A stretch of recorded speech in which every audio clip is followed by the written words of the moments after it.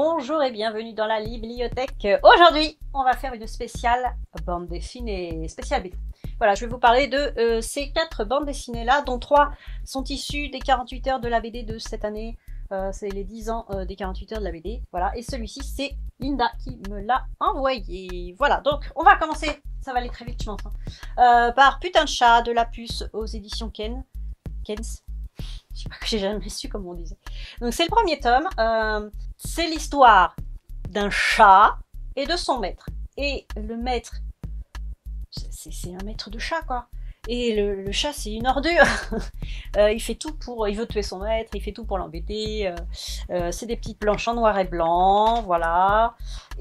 Bah, c'est drôle. Alors moi, j'ai pas de chat, mais je vois bien comment ça se passe, un chat. Hein. C'est beaucoup plus caustique que Simon's Cat, par exemple. C'est un chouïa plus vulgaire aussi, mais c'est rigolo, voilà. C'est drôle. Je vais vous montrer 2-3 planches, mais je ne vais pas passer 15 ans dessus. Les couvertures de Putain de chat sont très jolies. On voit toujours un chat en gros plan. Et maintenant, il y a aussi, l'auteur-dessinateur fait aussi des BD sur les chiens, et il fait aussi des BD sur les parents. Voilà. Donc, voilà, Putain de chat, c'est drôle. J'ai voulu tester aussi Bloody Harry. Ça, c'est le tome 1 d'Alexandra Arlen. Le souci, c'est que moi, j'ai pas encore lu les Harry Potter, parce que c'est une parodie d'Harry Potter, hein, vous l'aurez compris. Donc, Bloody Harry, c'est chez Jungle. J'ai pas encore lu les Harry Potter, et les films, alors je les ai vus, mais il se trouve que je m'endors très rapidement devant les Harry Potter, donc il y a des choses... Donc, il y a des blagues que j'ai pas comprises. Voilà, c'est marqué déconseillé au moins de 10 ans. Je confirme, parce que les blagues, c'est des blagues adultes, hein, souvent. Il y a des blagues à caractère sexuel, il y a des pervers, il y a des morts, il y a beaucoup de sang, de décapitation entre autres, il y a des anus. Voilà, donc vous voyez l'humour, hein.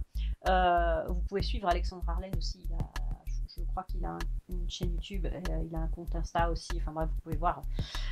Si ce genre d'humour vous plaît, voilà, donc bon, c'est drôle, mais moi j'ai pas tout capté parce que j'ai pas toutes les refs, on va dire. Ensuite, j'ai lu Lynette, Les pieds qui poussent, ça doit être le tome 1. Alors Lynette, c'est cette petite fille-là, on la voit mieux là. Et j'ai oublié de le dire, la BD, c'est donc de Catherine Roma, dessinée par Jean-Philippe Perrault, et c'est aux éditions de La Gouttière. Dans cette BD-là, Lynette est au jardin avec ses parents et elle voit sa mère mettre de l'engrais et les tomates poussent super vite. Donc, comme elle voit son grand-père en train de dormir et qu'il n'a plus de cheveux, elle veut lui faire pousser les cheveux. Donc, elle met un peu d'engrais dans son arrosoir, sauf qu'elle trébuche, elle s'en met plein les pieds et elle a les pieds qui poussent. Donc, elle se retrouve avec des pieds énormes. Et toute la BD, qui se lit très très vite, bien sûr, il n'y a pas de texte en plus, c'est Lynette qui essaye de se dépatouiller avec ses gros pieds. Elle veut pas que ses parents s'en aperçoivent. Et il y a une sorte de mini périple dans le jardin et dans le voisinage, en essayant de cacher ses pieds et de ne pas se faire manger par le chien, etc. etc., etc. Alors Lynette, hein, c'est exactement ce qu'on fait quand on est petit. C'est-à-dire, voilà, on joue dans le jardin et puis... on s'invente des histoires un peu magiques, fantastiques, et puis on se met dans des pétrins pas possibles. Mais en fait, tout ça, c'est de l'imagination. Ouais, donc voilà, ça c'est mignon. Pour les enfants aussi, ça passe nickel. Il n'y a même pas de texte, donc voilà, c'est très compréhensible. Et à la fin, il y a des petits jeux, il y a du coloriage, et il y a des petits jeux. Alors là, on peut dessiner la suite, ça doit être peut-être le tome 2 là, parce que ça parle d'une saucisse, et je crois que le tome 2, c'est, je vais vous dire ça, le tome 2, c'est le dragon saucisse, voilà. Donc je pense que ça engage le tome 2, et là il y a des petits jeux aussi. Ah mais je vous montre, mais je suis trop basse, quelle est bête cette mad. Voilà, oh là là là là. Donc là c'est les coloriages, là c'est je pense peut-être l'initiation de la deuxième BD, et puis là des petits jeux, voilà.